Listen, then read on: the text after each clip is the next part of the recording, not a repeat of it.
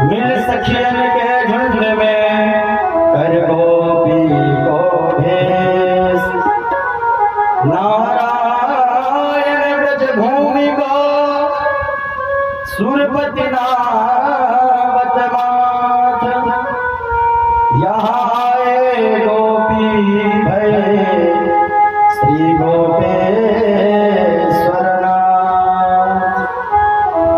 और महादेव वृंदावन में गोपेश्वर नाथ में आज भी विराजित हैं और दिव्य गोपी बन करके भगवान इस महाराज पर दिव्य नृत्य किए। और यह राज श्री सुखदेव जी राजा परीक्षित से कहते हैं, फलश्रुति में श्री सुखदेव जी ने इस महाराज की बड़ी दिव्य महिमा को बतलाई और यहाँ पे श्री राज संपन्न हुआ। समस्त गोपियां अपने गृह को पधारी हैं। अब एक बार समस्त ब्रजवासी गोविंद के साथ देवी पूजा करने अंबिका वन में गई। देवी माँ की खूब पूजा कि सरस्वती नदी में स्नान किए, रात्रि में जागरण करके देवी माँ के गीत गाए। पर नंद बाबा हारे थके एक वृक्ष के नीचे लेट गए और वहाँ एक विशाल अजगर आकर के और नंद बाबा के पैर पर पड़ लिया। कुछ सखा देखे, भागते भागते जाकर के कन्हैया से कहने लगे, कन्हैया कन्हैया तेरे बाबा को एक बड़े से सांप ने पकड़ लियो है। गोविंद आए और एक जोर से पादप प्रहार सर्प के ऊपर किया। महाराज उस सर्प दिव्य मनुष्य के स्वरूप में प्रकट होकर के और भगवान की स्तुति करने लगा। भगवान ने पूछा उसका परिचय, तुम्हारा परिचय क्या है? वह अपना परिचय बतलाता है, अहम विद्याधरः कश्चित् सुदर्शनाय श्रिया स्वरूप संपत्य विमानो नाचरं दिशः। महाराज मैं विद्याधर हूँ, मेरा नाम सुदर्शन है। मैं बहुत सुंदर था और मेरी सुंदरता के लिए यह मेरी जो सुंदरता है यह मेरे लिए अभिशाप बन गई। मैं बहुत रूपवान था, बहुत सुंदरवान था, बहुत सुंदर था। कभी कभी सुंदर होना भी व्यक्ति के लिए अभिशाप होता है। अत्यधिक सुंदर भी नहीं होना चाहिए। विद्याधर के साथ वही हुआ, ये बहुत सुंदर था और जब किसी को रूप व्यक्ति को देखता तो उसको हंसता, उसकी हंसी उड़ाता। एक दिन 8 जगह से चढ़े रहे एक ऋषि जा रहे थे और उन ऋषियों को देख करके यह हंसने लगा और उन ऋषियों ने श्राप दे दिया, तुम्हें मेरे स्वरूप का बड़ा अभिमान है, जाओ तुम्हें श्राप देता हूँ, तुम भी इसी तरह टेढ़े चलोगे। जब उसे श्राप हो गया तो वह गिड़गिड़ा करके क्षमा याचना करने लगा, ऋषियों के पैर पर गिर करके, हे ऋषिवर मेरे से बहुत बड़ी भूल हो गई, आप क्षमा करें। तब उन ऋषियों ने कहा, देखो कथा न हो देव ऋषिवाणी, बाप वज्र एक बार निकल न जाए, यह तो होकर के रहेगा, पर निश्चय जब तुम किसी भक्त के पैर को पकड़ोगे तो गोविंद के स्पर्श से तुम्हारा कल्याण होगा, तुम्हारी मुक्ति होगी। और हे गोविंद, आज चूंकि संतों का श्राप कभी अभिशाप नहीं बनता है, वह श्राप संतों ने जिसे जिसे श्राप दिया है उसे प्रभु परमात्मा अवश्य मिले। श्राप देने के बाद वह वरदान भी दिए हैं। और आज भगवान का जैसे दिव्य दर्शन हुआ और श्री ठाकुर जी के परम धाम पधारे, आगे चल करके इस तरह ब्रज में रह करके भगवान दिव्य लीलाओं को संपादित करते हैं। आगे चल करके गोपिकाओं के साथ विहार करते समय एक बार तो एक शंखचूड़ नाम का दैत्य गोपियों का अपहरण करके करके ले गया। जब गोपियां चीखी चिल्लाई तब भगवान ने दौड़कर उस असुर को एक मुक्का मारा और उसका सिर फट गया, मर गया। और उसके सिर से एक चमकती हुई मणि निकली। भगवान उस मणि को लेकर वापस आए और बड़े भैया दाऊद जी को प्रदान की। दाऊद भैया बड़े प्रसन्न हुए। देखो छोटे भैया का प्रेम इतनी बहुमूल्य बड़ी बात करके और हमें दे दिया। दाऊद जी बड़े पसंद हुए, खुश हुए। आगे भगवान गौचारण करने के लिए सुबह निकलते हैं तो भगवान की इस छटा को गोपियां जाते हुए देखती हैं और उसके बाद उनका पूरा दिन उसी चर्चा में बीतता है। बड़ी नाना प्रकार की लीलाओं को भगवान ब्रज में रहकर के संपादित करते हैं और उन समस्त ब्रजवासियों को आनंद प्रदान कराते हैं। इधर एक दिन कंस का भेजा हुआ अरिष्टासुर नाम का एक दैत्य बैल बन करके आ गया और भगवान को मारने के लिए दौड़ा। भगवान ने सींग पकड़ करके और जैसे हम लोग गीले कपड़े को निचोड़ते हैं, भगवान ने उस बैल के सींग को पकड़ करके और गीले कपड़े की भांति निचोड़ दिए और वहाँ उसका गोविंदाय नमो नमः हो गया। इधर देवर्षि नारद जी को चिंता हुई। देखो भगवान के ब्रज यदि ब्रज में ही व्यस्त रहे आएंगे तो इस दुराचारी पापाचारी कंस का कल्याण उद्धार नहीं होगा। और नारद जी आज मथुरा में आए। नारद जी को देख करके कंस बड़ी दिव्य भव्य स्वागत किया, पूजन किया। पूजन अर्चन करने के पश्चात प्रश्न किया कि हे गुरुदेव आपका आज कैसे आगमन हुआ। नारद जी ने कहा कि आज अचानक चेले की याद आई तो हमने सोचा चल के मिल लेना चाहिए। स्वागत। कंस कहता भले पधारे महाराज, इस समय मैं बहुत परेशान हूँ और मैं इतने सारे अपने दैत्यों को जिन जिनको मैं भेजता हूँ यहाँ से तो मैं भेजता हूँ तो सही सलामत जाते हैं, मगर आज तक वहां से कोई आया नहीं वापस लौट कर। हे गुरुदेव इस बात से मैं बड़ा दुखित हूँ, आप मेरा मार्गदर्शन करो। तब नारद जी बतलाते हैं देखो ऐसे भी तुम्हारे शत्रुओं का मरण नहीं होगा और मुझे यह जानकारी पता चला है, यह जानकारी मिली है कि वसुदेव और देवकी तुम्हारे साथ धोखा किए हैं। कंस कहता है वो कैसे महाराज। तब बतलाते कि देखो वृंदावन में जो बलराम और कृष्ण हैं यही तुम्हारे शत्रु हैं, इन्होंने ही चोरी से ले जाकर के मार दिए थे। इस बात को सुनकर के महाराज कंस बड़ा क्रुद्ध हुआ और तलवार निकाल करके जैसे वसुदेव को मारने के लिए उद्यत हुआ, नारद जी ने हाथ पकड़ लिया। अरे इस समय जोश में आकर के नहीं, होश में रह करके काम करो। इस समय इन्हें मारना बहुत जरूरी नहीं है। अरे इस समय तो योजना बनाओ और योजनाबद्ध काम करो तभी सफल हो पाओगे। तब कंस श्री नारद जी के श्री चरणों पर प्रणाम किया। नारद जी संकेत करके वहां से निकल गए और इधर कंस योजना बनाया। मुष्टिक चारों आदि समस्त अपने सैनिकों को बुला करके इकट्ठा किया और इकट्ठा करने के पश्चात कहने लगा कि देखो कृष्ण को मारना है तो कैसे मारा जाए। तब यहाँ पर योजना बनती है कि महाराज आप एक दिन मेले का आयोजन करो जिसमें धनुष यज्ञ की आप प्रस्तावना रखो। जब समस्त अपने सैनिकों को कंस ने बुलाया तो उसी सभा में एक केसी नाम का दैत्य था। केसी नाम का दैत्य बोला महाराज एक बार मुझे मौका मिल जाए तो मैं सब ठीक ठाक कर दूंगा। कंस ने कहा जाओ तुम्हें भी मैं एक मौका दिया। और भगवान वह कंस यमुना तट पर कीड़ा करते हुए गोविंद को खा जाने के लिए दौड़ा उद्यत होकर के। यह जो मुख था ये बहुत विशाल था और इसके 3 मुख थे केसी विशाल मुख। जब यह गर्जना करता महाराज तो समस्त पृथ्वी हिलने लगती, आकाश तक कंपायमान, आकाश मंडल पर बिजली उत्पन्न हो जाती ये जब गर्जना करता।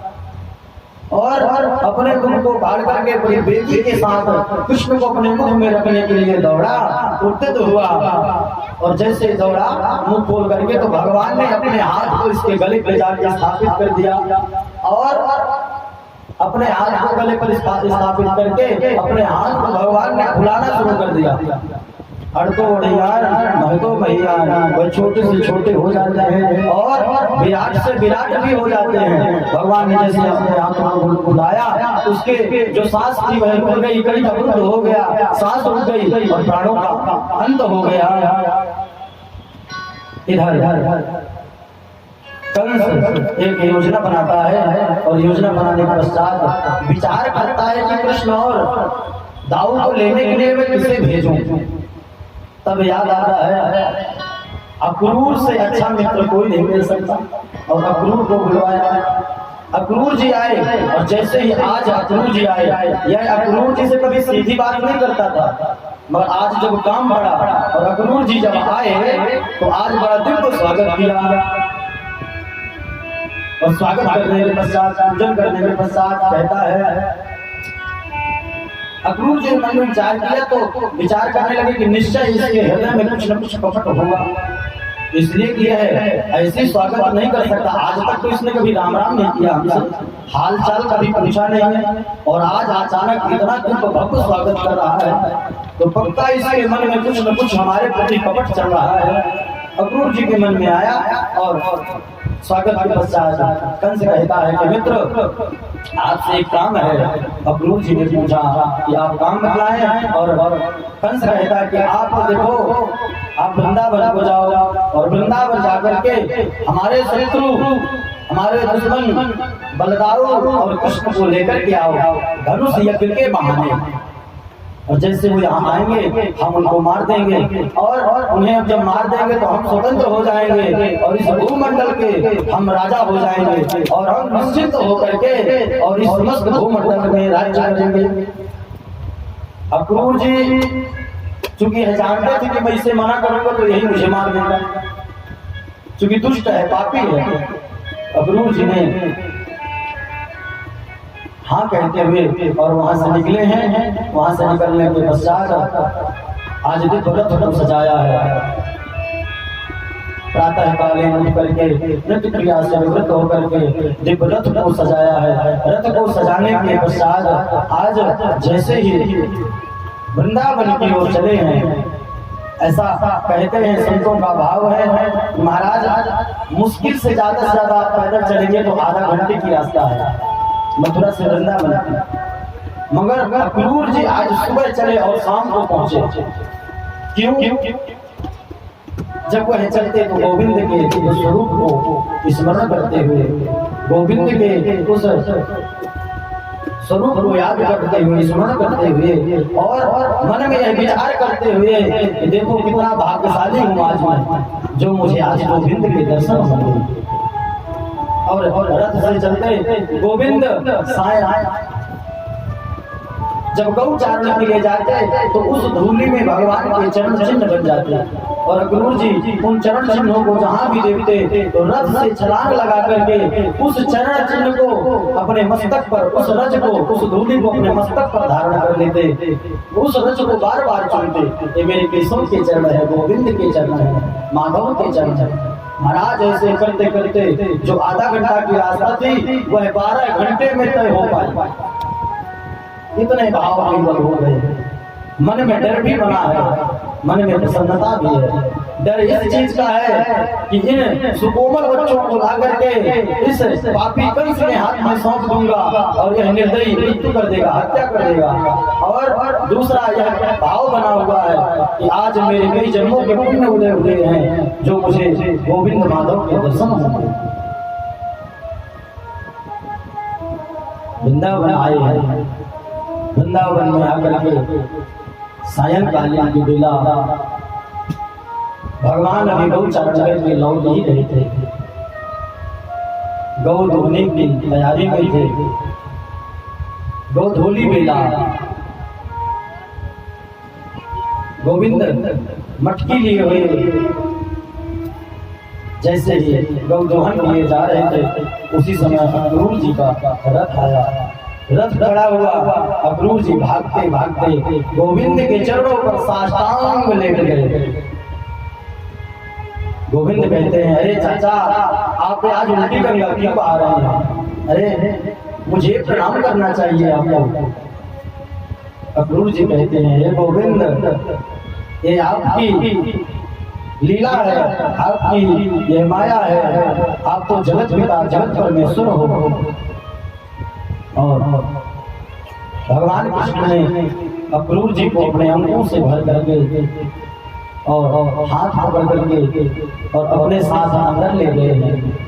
नंद जी यशोदा जी को पता चला है तो वह भी आकर के प्रणाम किए हैं। दिव्य स्वागत हुआ अक्रूर जी का। रात्रि के समय भोजन प्रसाद हुआ। एकांत में पाकर के अक्रूर जी गोविंद के पास जाकर के समस्त कंस के संदेश को सुनाते हैं। हे गोविंद, पापी दुष्ट कंस ने मुझे भेजा है आपको लेने के लिए। मैं आपको लेने आया हूँ। भगवान ने कहा कि देखो, हम चलेंगे मगर यह बात आप हमारे मैया से मत कहना, मैं कभी नहीं जाने देंगी। और नंद जी को पता चला, मैया यशोदा को पता चला। महाराज विलाप करने लगे और करने जबन जना कानों ही कान। महाराज समस्त ब्रजमंडल पे यह बात छा गई, गोविंद छोड़ करके हमें कल चले जाएंगे। बड़ा प्रभाव। मैया यशोदा को जब यह बात पता चली, महाराज आराम से रुदन करते हुए पृथ्वी पर गिर पड़े।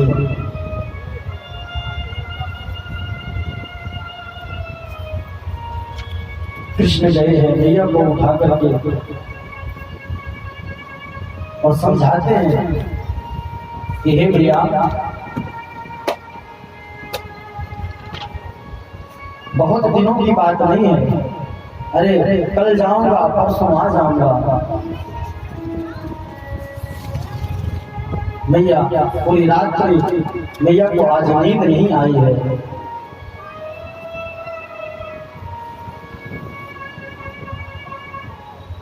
भगवान मैया के पास जाकर के मैया को मनाते हैं, असुरों को पूछते हैं, कहते हैं हे मैया तू मत रो। सुबह हुई है, घर के बाहर देखे समस्त ब्रजमंडल हजारों की संख्याओं में समस्त गोपिकाएं, समस्त ग्वाल वाल आकर के खड़े हुए रुदन करते हुए। सुबह सुबह जो पक्षियां आती चहचहाती कलरव करती, आज वह पक्षियां भी शांत है कि सुबह सुबह होते ही गोविंद छोड़ करके चले जाएंगे। गौवे के मुख में जो चारा भरा हुआ था, जैसे ही पता चला महाराज वह पागुल लेना बंद कर दी। जो चारा मुख में भरा हुआ था वो भरा का भरा रह गया और मैया की आंखों से अश्रु बहने लगे।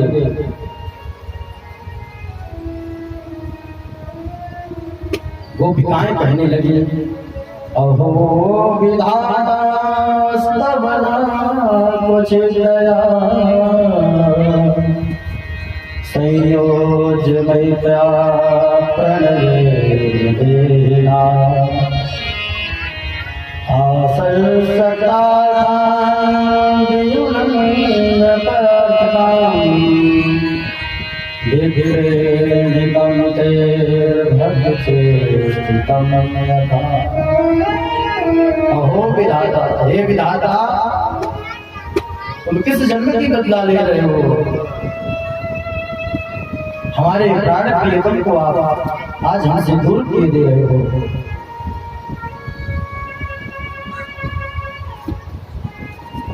समस्त आज ब्रजमंडल शोकातुर है। भगवान सबको समझाते हैं। मैया के पास गए, मैया को समझाया, नंद बाबा को समझाया। नंद बाबा भगवान कहते देखो मैया, अरे जब से मैंने जन्म लिया है मैं तुम्हारे ही पास हूँ। अब मैं छोटा नहीं बड़ा हो गया हूँ। सबके माता पिता अपने बच्चों को कहीं न कहीं भेजते रहते हैं। देखो मैं आज तक कहीं नहीं गया, आज मेरी इच्छा है मेला देखने की। जाने दो मैया, मेला देख करके आज जाऊंगा, कल मेला देख करके परसों वापस आ जाऊंगा।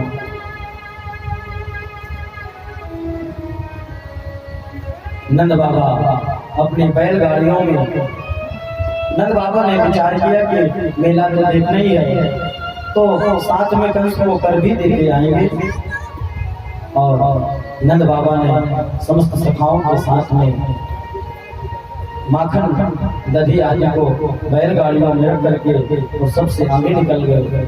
इधर अक्रूर जी के साथ में कृष्ण और बलदाऊ रथ पर सवार होकर के जैसे चले, गोपिकाओं ने रथ को रोक लिया है और कहने लगे कि हे गोविंद, यदि आप जा ही रहे हो तो हमारे प्राणों को साथ में लेकर के जाओ,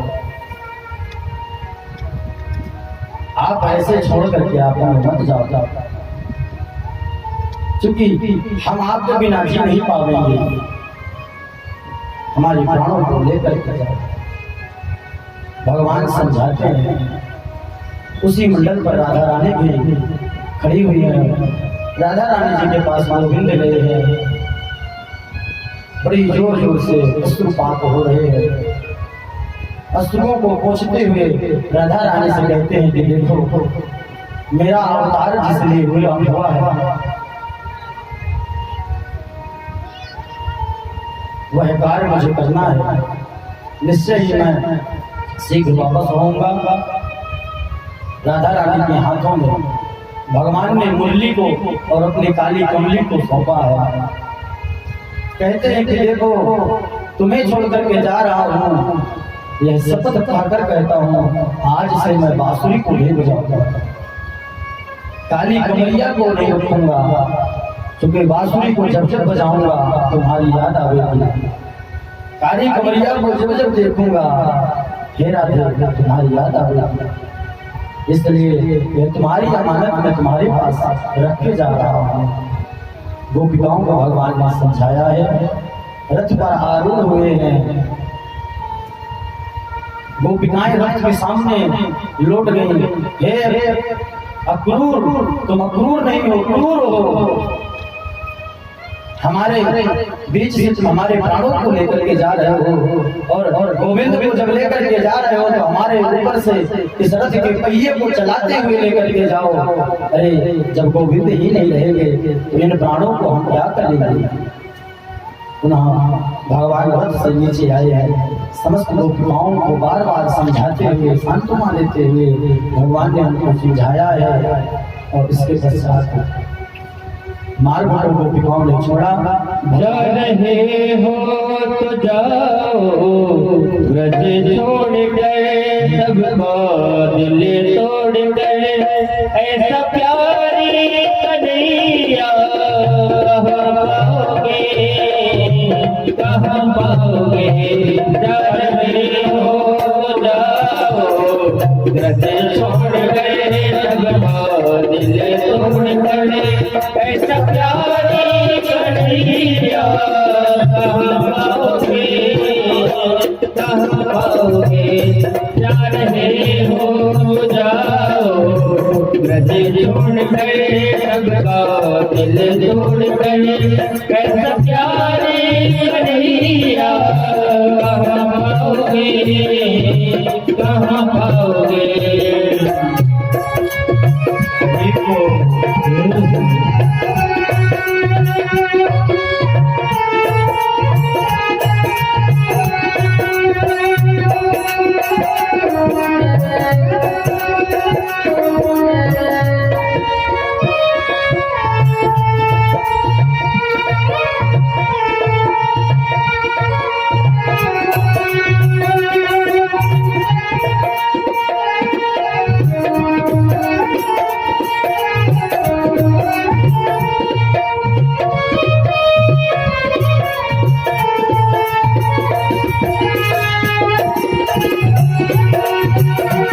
ये लगाए कदम की डालियां, तेरे बचपन के साथी सवरिया।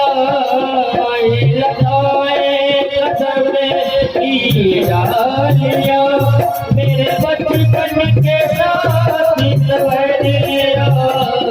कुछ गलियां कहानी तेरे गाने, कुछ गलियां कहानी तेरे गाने, ऐसी करिया करिया कहाँ पाओगे जा रहे हो जाओ ब्रज छोड़ गए सबको दिल छोड़ गए कैसा प्यारे कन्हैया कहाँ पाओगे कहाँ पाओगे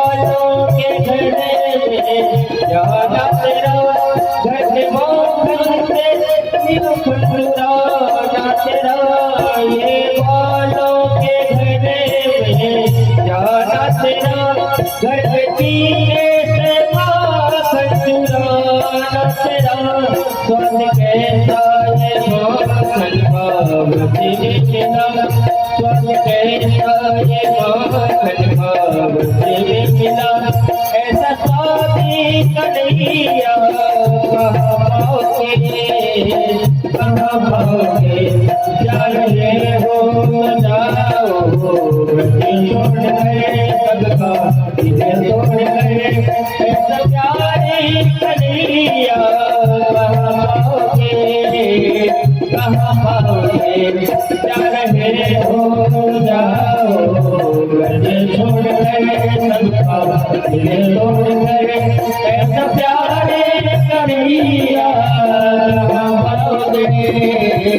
कहाँ पाओगे जा रहे हो तो जाओ ब्रज छोड़ कर तन से मुँह मोड़ कर ऐसा प्यार कन्हैया